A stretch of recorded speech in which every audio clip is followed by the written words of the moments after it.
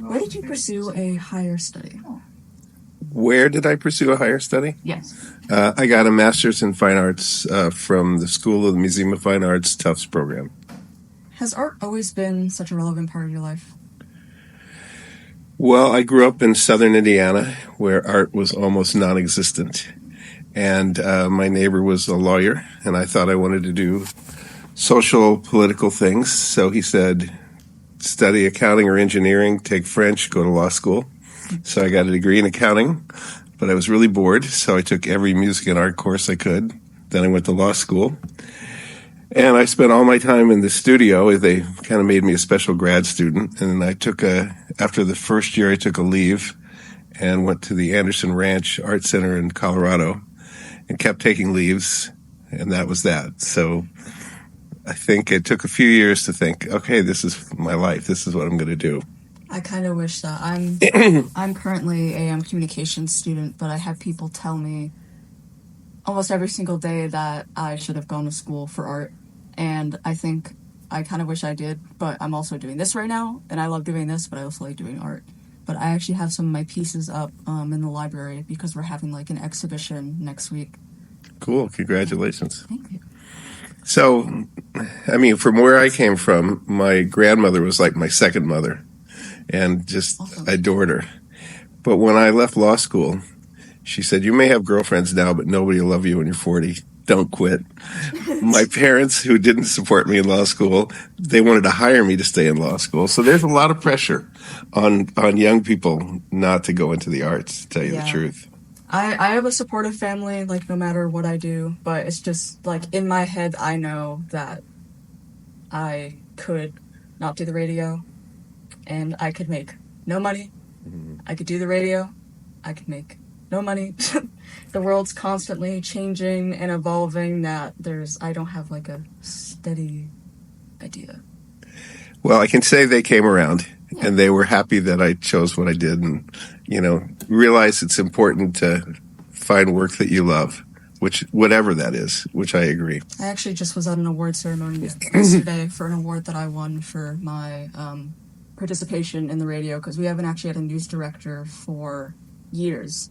No one just wanted to do it, and then one day I joined the radio and I took up news director, and I've been the news director for like 2 years in a row. Probably going to be third year in a row because no one still wants to do it, but I've had the opportunity to do all these. Was there any reason... Awesome. Oh, sorry. Was there any reason behind your choice in art mediums? I was looking on your website, your sculpture work. Any reasoning behind choosing the materials?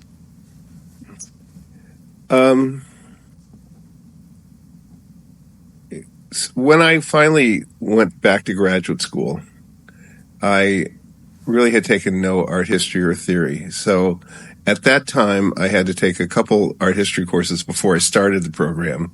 I had to take 2 every semester, and I had to write a thesis. And the good part was I really sort of got immersed into art from different parts of the world and different cultures and different times, including the contemporary moment. And I think that got me interested in just the philosophies behind the art, what motivated people in different places to do it, and different media. And I guess I would say I'm lucky that I come naturally to materials. So going back and forth between one and another sort of suits me. And if I exhaust ideas in ceramics, then I have all these painting ideas I want to get to, and then sculpture ideas I want to get to. So I got very interested in just the interplay between ideas and the interplay between media, as opposed to this is the media I want to work with. Yeah. I mean, if I had to say, clay was the first thing that caught me, and I just loved doing it, and that's all I wanted to do. And it's kind of all I've ever wanted to do since, not just clay, but make art. So Saturday or Sunday comes, if there's no plan, I want to go to the studio. I get that totally. I mostly focus in digital mediums. I do digital art. I do like logos and graphic design, and I also do animation and 3D modeling and all that. Cool. So I pretty much also I make art like every day. I try to time. What does this exhibit mean to you, and has it been an issue that's impacted you personally? Well, Julia invited me to create an installation because she wanted to sort of bring attention to this set of issues. And she thought that, having an art component would be a good way to do it. And so for me, I wouldn't say I really was that knowledgeable about issues around recycled clothing. I mean, I knew a little like everybody does, but, it's been a pretty fast learning curve. And just to realize it's like one of the, second biggest environmental problem on the planet, and on and on and on, and the equity issues. And so I'm not sure if I'm answering your question, but, I've learned a lot about it because of that. And it's made me sort of want to do other related environmental sort of art projects, which I think I'm about to have a museum show in Japan, and that will be part of it. I also wrote a book several years ago on collaboration. Beacon Press was the publisher, and I just signed a contract to write a sort of a follow-up with Diana Boris, who's a political scientist professor in St. Mary's in Maryland. And one of the things this aftermath sculpture reminds me that I knew, but experiential learning is enormous. And the physical manifestation of this idea, in this case, like your closet just exploding with all the clothes you don't need, that's an essential part of kind of social practice art, I think, is having kind of, it can't just look good and it can't just be a good idea. It's got to be a combination of both. But I think it's this project is a good reminder of that. So the importance of actually the thing in the conversation. Okay. Was there any inspiration behind the composition of the piece, or I guess you said that like exploding, it's just a mess. That's all it is. So if you looked at my website, there's, I got interested in, packaging, commodification, hierarchies of values. Like a genius object or a genius idea doesn't just appear, it's built on a lot of other things. And we assign different values to things based on sometimes quite arbitrary issues. So I was already building these kind of curio cabinets gone crazy to put objects on, before this. And it was a natural progression to take this notion of a shelving unit and then fill it with clothes and add other things, like the protest posters and the video components and the website component and the game component. So it's kind of an amazing collaboration because lots of individuals brought their particular strengths to the collaboration. So it's much more than I would do alone. I get that. It's kind of ideal. Thank you so much. Do you have any closing words or anything to add? Closing words. Inspiration, something, make art, something. I mean, just to answer what we were talking about in the beginning, I think for those people sort of in a university and a college studying, try to find work that's your passion, because you find you spend a lot of time in your life at your work, and it's really, doing something you care about is a gift. So I'd hang in there for that. It would be my advice. Well, I'm an undergraduate student at Boston College. I'm a senior currently. I'm studying environmental studies and studio art. I had the opportunity to collaborate with the Aftermath project, specifically on the sculpture component. But a lot of my own work in environmental studies and art combines the two. So I like to work a lot with the themes of like humans and nature. I have done a few of my own research projects during my time at BC, where I've gotten to like explore those too. Recently, I studied abroad in Tanzania, and I was researching like medicinal and edible mushrooms up in the Eastern Rock Mountains. And then I was interviewing different like village elders and herbalists from a few small communities, learning about like the levels of utilization within like indigenous cultures. So yeah, I guess I would say with climate change and art, I'm very interested in like how we can move forward with like deconstructing like very colonial structures of capitalism and stuff, but also like within conservation, and then using like a lot of traditional ecological knowledge that just has a lot of like really important insinuations for climate action and a lot of these like voices that just aren't really heard. Is sculpture your usual medium? I would say I'm a mixed media artist. I use like a lot of textile materials like crochet and knitting. Did you make the thing that you're wearing? Oh, no, I didn't. I wish. It's really awesome. Yeah, but I also do some ceramics, some woodworking stuff, and then performance art. So what is your relation specifically to the exhibit? Like what part did you take in, I guess, the Yeah, I was a part of kind of starting the initial design development alongside a lot of the other student and faculty collaborators. There was a lot of like student collaboration. I'm an undergraduate research fellow for Mark Cooper, actually, so I was able to be a part of a lot of the initial brainstorming conversations with him and then a lot of the students from his class as we kind of planned like what the design was going to look like, how we were going to emphasize like this overconsumption of clothing and titles for what we wanted to call it to really like express what it was as well. And yeah, so I was primarily involved with the sculpture component. What does this exhibit mean to you, and has the issue impacted you personally? I think as a clothes wearer, definitely. As someone who wears clothes. Yes, yeah. As opposed to a non-clothes wearer. Yeah, which that'd be cool. Yeah. Yeah, I mean, I think I've definitely been aware of the, you know, very negative implications of fast fashion, but definitely focusing on a project that really like made me focus in and inform myself more on like the environmental, like detrimental impacts, but also like the human rights insinuations and how like disproportionately affected certain people in certain regions of the area are compared to those who are the biggest consumers. I guess, yeah, I think for myself, just my own reflections of my like consumerist habits, I think that definitely just like is something that I think about, just buying new clothes, being conscious of like, you know, thrifting, upcycling, stuff like that. Scary noise. Yeah. But I guess primarily I would say I think it was just cool being a part of a project that really like incorporated a bunch of different interdisciplinary fields in a very cohesive way and thinking of possibilities for like the future within environmental like issues, but like just all the different ways that connecting things can make it so much more powerful. Awesome. Do you have any closing words or anything to add? Nothing super inspiring coming to mind.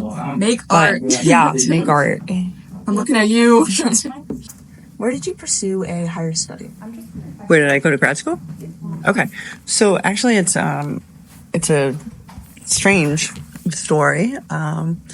I was an undergrad and I won a research fellowship to go and study in the Middle East while I was an undergrad. And I went over there and I was at a school that had something called January term.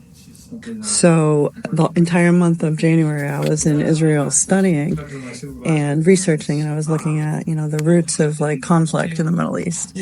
And I came back from that and I was like, I think I need to know more. So I declared a double major in world religions alongside of my international studies, political science stuff that I had been doing. And when I graduated, when I was getting ready to graduate from college, I thought, all right, well, I guess I go to law school, right? Because that's what everyone was telling me, you know. And something in the back of my mind was like, that is not the path. That is not the path to like peace and justice. Not that there's anything wrong with people that want to be lawyers. Yeah. And I thought about it a lot. And so I had also, by the time I came back from the Middle East, I went and I lived in Austria for a while. I lived in Vienna, did a lot of work over there in the 80s. And then when I came back from that, I went to DC and I worked on Capitol Hill for an ethics think tank. So by the time I was like really thinking about going to grad school, I know this is a long way to get there, I decided that it was divinity school that I needed to go to. So I went to divinity school, aka the seminary, and I went to a very unusual divinity school. I went to a divinity school that had atheists and a coven of witches, and it's Harvard Divinity School. It's sort of very broadly defined divinity and spirituality, and it was the perfect place for me. I also studied world religions and cultures there in that program, and at the time, it was the early 90s. By then, approaching the mid 90s, they had a joint program with the Harvard Graduate School of Education, which was human development and psychology. So I did both. And that's how I went to grad school. And from there, my advisor and mentor at Harvard was actually really close friends and shared a house with a woman named Brinton Likes, who had graduated from Harvard Divinity School years and years before, but was a faculty member at Boston College in the developmental psych department. And my advisor, Nancy Richardson, who was just this powerhouse of awesomeness, said, "You should go talk to Brinton Likes. You should talk to my housemate, Brinton." So I went and I met with Brinton, and that was really all it took. I went and I did a PhD with Brinton. And in one way or another, I've been sort of kicking around BC since then. I've been visiting faculty, part-time faculty, non-tenured track. I've been clinical faculty. I've left and gone and done private stuff. And most recently, I was in the UK. I did an MBA in social impact and innovation. And then I came back to be the undergrad dean. So, long story. Yeah, I was going to say, in short, you do a lot. You've done a lot. I feel like it all fits together. No, I get that. You take a little bit of you of some place wherever you go. You do. And then it all to me, it all makes sense. Like a better world and healthy people and strategy and innovation. I don't think business is the enemy. I just think it hasn't always been used the right way. Was there any specific inspiration behind this collaboration? Yeah, well, it goes back a long ways. I don't know if Mark told you sort of the deep history on Aftermath. In 2012, I was faculty at the time.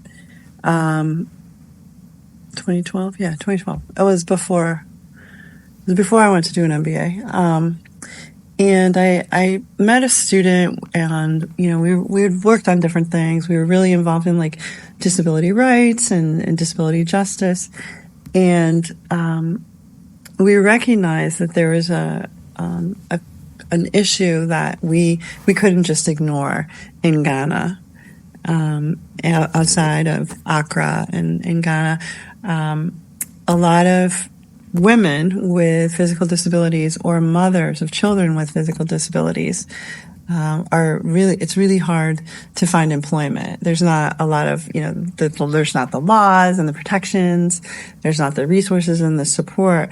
So, the student and I at the time were like, what can we do? If we start a business, if we start a social enterprise, maybe we can employ some women who have physical disabilities or are the mothers of children with physical disabilities, and we can do something to make things a little bit better in that space. From that idea of starting a business, we needed a core capability for our business. And we were like, okay, we don't want to just do something for the sake of doing it. We want it to matter, and we want it to make the world a little bit of a better place, a healthier place, not just employment for the sake of employment. We want the work to be good, and we want it to be something that matters. So we took a look at the ecosystem, and we saw that there were all these discarded, gifted, donated textiles that were really basically flooding the markets in Ghana and all over the world, as we know. But our focus was Ghana. We saw shorelines that were just, being covered with like all these like, donated textiles. And we said, we got to do something that we use all of this. We use this like, seemingly endless resource to produce something good. So we started a social enterprise called Make Fashion Clean, which is 2012, and still going, still doing it. And from that, we started upcycling some of these donated clothes and started doing like, pulling back the curtain and looking at like, what the amount was, what are the reasons, what's the pressures, how is this happening? And that's the company that we have that employs women with disabilities, and they have health care, and they have everything. That we actually ended up buying a car that goes around and picks up everybody, because the transportation system doesn't even have like the mechanisms to let, if you have a wheelchair or a walker, you can't even get on the bus. So we anyways, long story, again, made into a DeVoy novel. We started upcycling t-shirts. We started making bow ties, tie-dye bow ties, pet wear, some really great pet wear. I don't know if you ever saw the pet wear years. No. I'm gonna have to dig out some pet wear for you. And also, upcycling denim, because denim is a particularly durable textile, but also particularly damaging for the environment. So making backpacks and tote bags and purses and dog beds and all kinds of things out of upcycled denim. And from that social enterprise, we started thinking about, okay, we need to like do some research. We need to like actually do some research, and we need to get some grants, and we need to publish, and we need to, it's one thing for us to be doing this great project, but we need to scale this on a level of awareness. And so in 2019, there was a very new organization called the Schiller Institute for Integrated Science and Society at BC. It was sort of launched, and the director, Laura Steinberg, came in, and she initiated a series of grants called the Schiller Institute Grants for Collaborative Exploratory Scholarship. And I was like, yes, I'm gonna write one of those. And so my colleague and I, who I want to mention has been with me the longest, D.L. Lundberg, the former student that turned into the business partner, that turned into the research partner. That's literally we celebrated our, we've been together longer than most people are married, and we said we should put in a proposal here, and we did, and it was really around what we had been concerned about for all that time, was this excess donated textiles, the stuff that's going into the Goodwill and the Salvation Army and the Planet Aid box and all of that. And so we wrote a proposal, we wrote a grant, and they said, well, you got to collaborate with people. And I was like, oh, okay. So enter Professor Mark Cooper, who, I just, from day one, there's people that are going to be like great collaborators, and there's people that are going to be like partners in the process. And Mark has just always been that to me, always. I mean, and he's a creative genius. I mean, look at his work.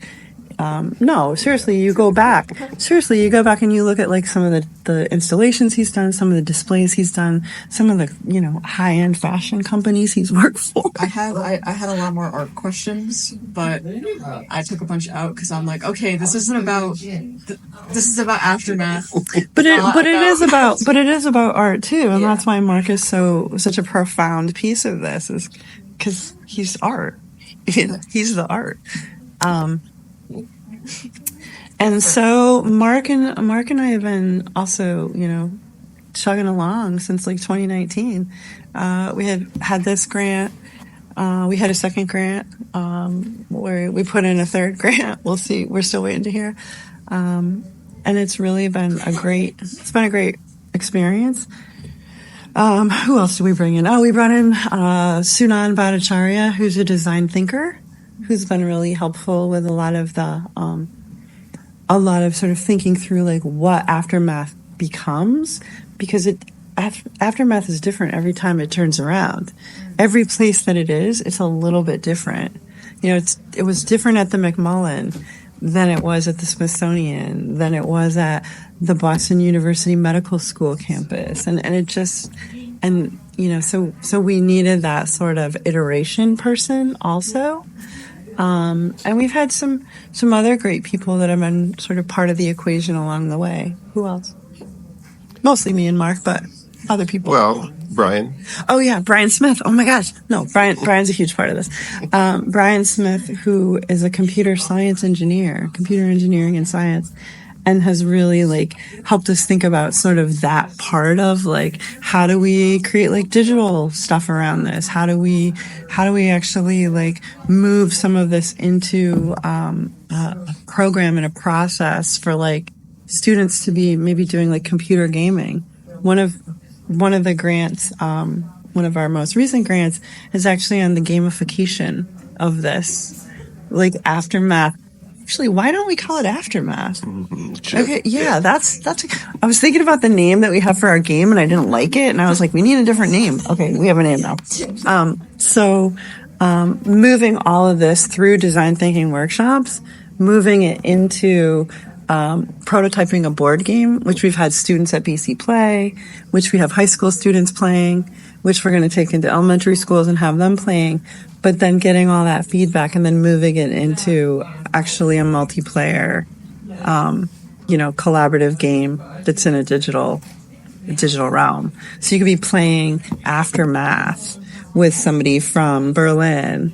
You could be who's also partnering with somebody in, Arusha, Tanzania, or you know what I mean? Like, creating alliances, creating partnerships, figuring out how to make an ethical closet, figuring out how to not have your t-shirt that you thought was cool and you think it's going to have this great life after when you donate it, figuring out how to prevent that from ending up in a landfill. Because you don't need it. You don't want it to end up in a landfill in Chile, but it does. And it came from a place, a kind place where you wanted to like donate it to somebody, but that's not how it really works out. So, anyways, Brian Smith's been phenomenal. He just started a whole data science thing, and he's got a bunch of computer science engineers. And so that's sort of next phase for the prototype of the game that we have. And plenty of students who are participating. Oh, yeah, and tons of students. We've had some that have been sort of with us for 4 years, some that have been with us for 3 years. You're 3 years, right? Yeah. Sophia's been with us for 3 years. She was at the Smithsonian with us a couple of years ago. And we got students in the business school, in the School of Arts and Sciences, students who are psychology majors. It really speaks to sort of the transdisciplinary nature of the problem and of the opportunity. That's all I got. I was going to say I'm done. Thank you so much. Thank you for doing this. Yeah, thanks. No problem. Thank you so much.